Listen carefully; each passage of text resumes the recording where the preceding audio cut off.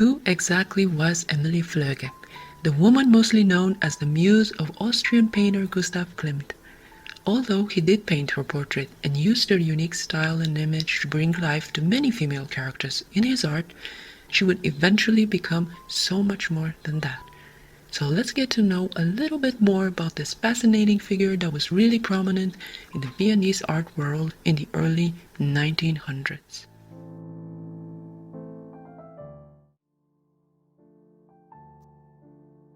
Emilie Louise Flöge was born in Austria, Vienna, to Barbara and Hermann August Flöge. Hermann Flöge was an entrepreneur who manufactured the so-called Meerschaum pipes, or seafoam pipes. Meerschaum is a soft white mineral clay used to make mostly beautifully decorated smoking pipes. Emilie was the youngest child of the couple, having two older sisters, Helene and Pauline, and a brother, Hermann.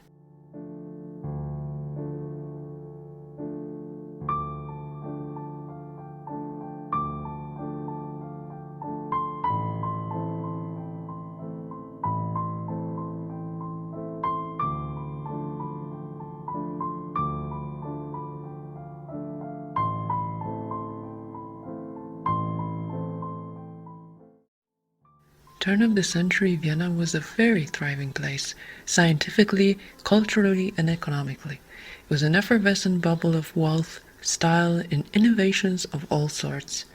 Artistically, the Viennese Secession, the Austrian correspondent of Art Nouveau, and the Wiener Werkstätte, or Vienna Workshop, were already reshaping the notions of taste and modernity. They were composed of many types of artists, such as painters, sculptors, architects, and designers, working with ceramics, furniture, or fashion.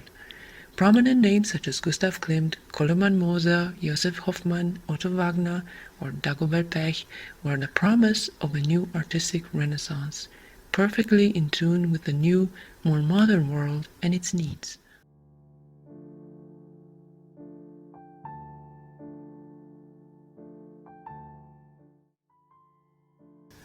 This is the cultural backdrop of Emilie Flöge's life, growing up in this magnificent city that inspired her to pursue her own path as an innovator of her era. Artistically gifted and business-oriented, Emilie was one of the few women entrepreneurs of her day, creating, along with her two sisters, Pauline and Helen, the very popular fashion salon Schwestern Flöge, or the Flöge Sisters. Opened in 1904 on the very famous Maria-Hilfer-Straße, the studio was designed by Koloman Moser and was the epitome of Wiener Werkstätte in its overall concept and decor. The garments produced by the Schwestern Flöge studio were made in the same spirit of modernity, simplicity, and elegance. Of course, they were careful enough to design and sell dresses and accessories more in conformity with the era, but alongside these they made available some more daring and innovative pieces which many of Vienna's upper-class ladies were thrilled to wear.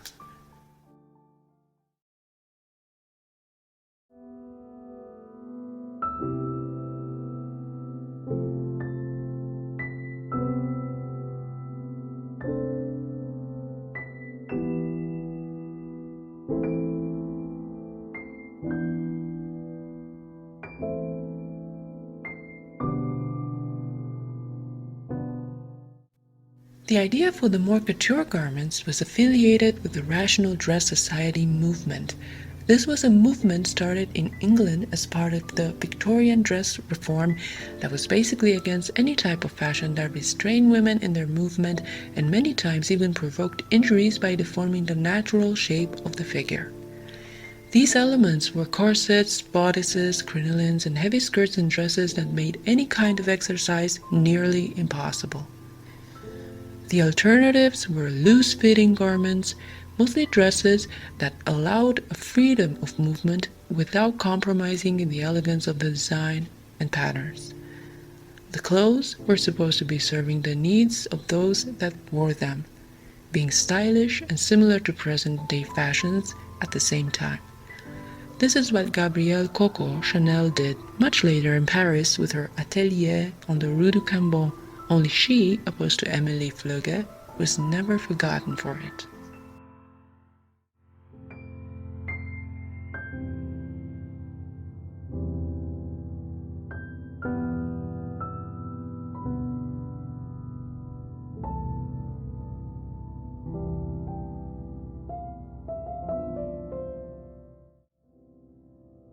And now let's talk about the Gustav Klimt connection. Emilie Flöge and Gustav Klimt came into each other's lives at the moment Helene Flöge married Klimt's brother Ernst in 1891. 1 year later, Ernst died, leaving Helen with their small daughter alone. That is, until Gustav stepped in for his brother and offered to support the two and took a greater role in the whole Flöge family. This meant that he and the 18-year-old Emilie, 12 years his junior, ended up spending time together, eventually becoming inseparable.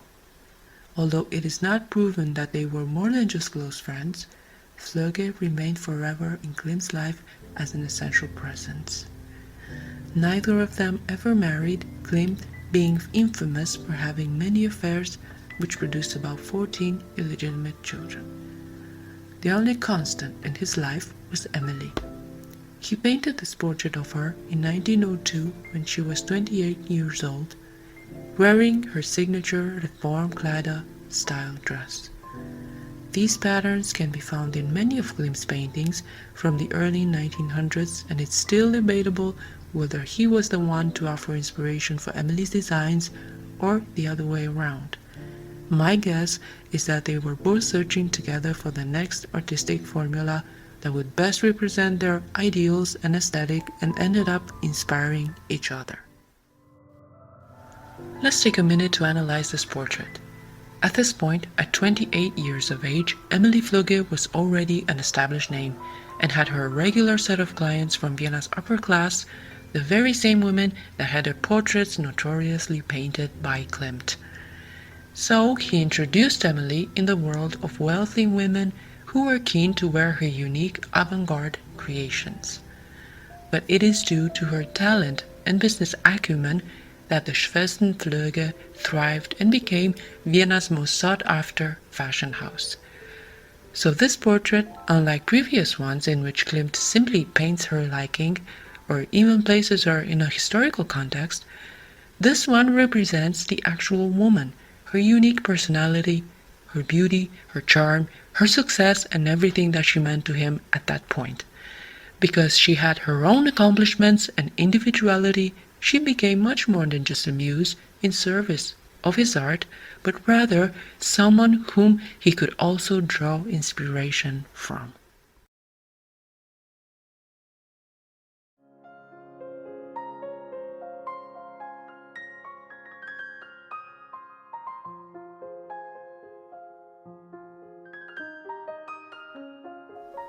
This is the essence of their relationship, a partnership for a lifetime, romantic or not. Although there are over 400 letters and postcards sent from Klimt to Flöge, it is still unclear if they had an intimate relationship or not, or even if the female character in Klimt's famous painting, The Kiss, is Emilie or the idea of Emilie. If we observe closer, the image doesn't really resemble that of Emilie. Some experts believe the red-haired female character is indeed Emilie, the painting being the symbol of an almost kind of sacred love, a completely different relationship from any other in Klimt's life. Others argue the red-haired woman could also be Hilda Roth, a Hungarian model seen before in a number of other Klimt paintings like Danae, Lady with Hat and Feather Boa, and Goldfish. But what do you think?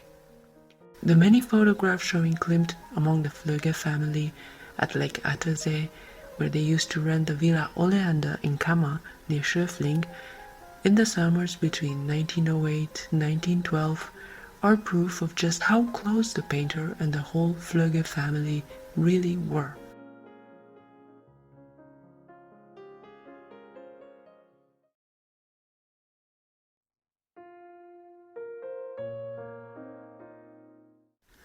Gustav Klimt's life ended in 1918 after suffering from pneumonia which was linked to the world-spread influenza pandemic that was happening at the time, and had a fatal stroke.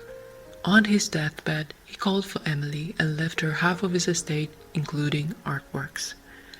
Emilie continued working at the Schwestern Flöge studio right above the famous café Casa Piccola until 1938, when it was closed due to the Austrian Anschluss, or annexation, to Nazi Germany.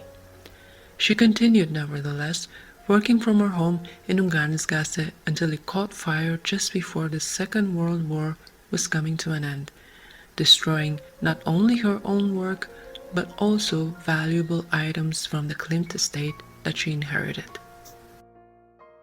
Emilie Flöge died at the age of 78 in Vienna. She never married and never stopped working. But the happy days of Schwestern Flöge were a distant memory by then, later becoming only a footnote in the Viennese art world from the beginning of the 20th century. Nowadays, we can find more and more resources documenting the life and work of this iconic woman that inhabited both sides of the Viennese Secession, the one of the Muse and the one of the pioneer.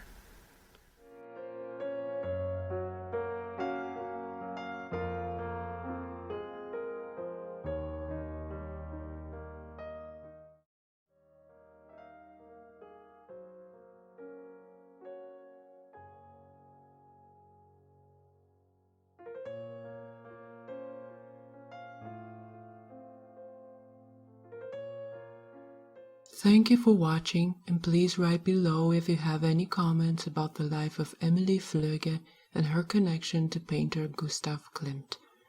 If you enjoyed this episode, subscribe and join me next time when we will be unraveling another layer in art.